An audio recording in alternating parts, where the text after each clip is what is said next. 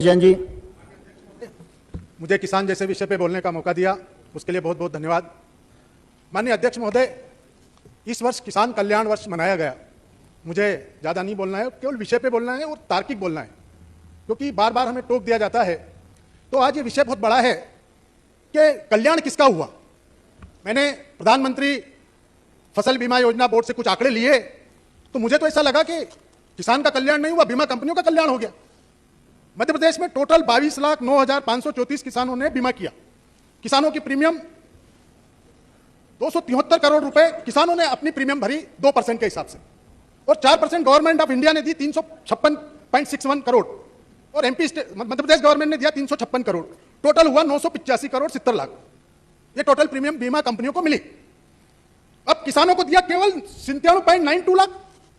90 करोड़ के आसपास बीमा कंपनी फायदे में है और अपन किसान कल्याण मना रहे हैं। मेरे हिसाब से तो बीमा कंपनी कल्याण में हो गई, किसान कल्याण में नहीं हुआ। ये आंकड़े आपके ही हैं, प्रधानमंत्री फसल बीमा बोर्ड से लिया मैंने।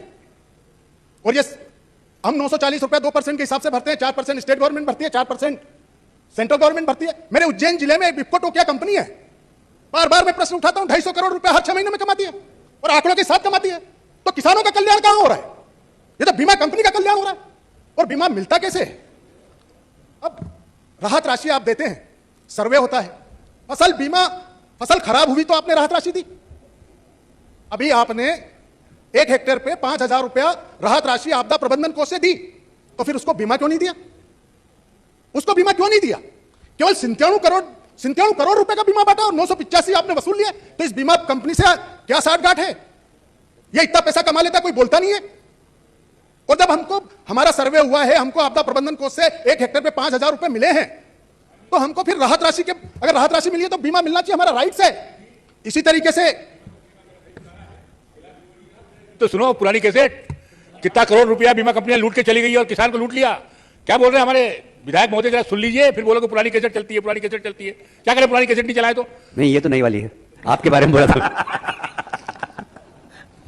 चलो दिनेश जी, पूरा नहीं सर, एक और मैं तार्किक बोल रहा हूं, आंकड़ों के साथ बोल रहा हूं। एमएसपी, अब एमएसपी पे आप तारीख पे तारीख देते हैं, तारीख के पहले जो एमएसपी से कम भाव में बिक जाता है उसका कोई लेना देना नहीं है क्या सरकार का? अरे अभी 2,000, 1,800, 1,700 रुपए में गेहूं बिक गया और तारीख पे तारीख मिलती रही। और उसी तरीके से अगर एमएसपी पे आपकी जवाबदारी है सरकारी एजेंसियों से माल तुलवाना, कानून तो नहीं बना है, लेकिन मिनिमम सपोर्ट प्राइस में सरकार की जवाबदारी होती है कि वो अपनी एजेंसियों से एमएसपी पर माल तुलवाए, लेकिन उसको खुला छोड़ दिया जाता है, व्यापारी उसको लूट लिया करते हैं। तो यहां पे व्यापारियों का कल्याण हो गया है, किसान का कल्याण नहीं हुआ है।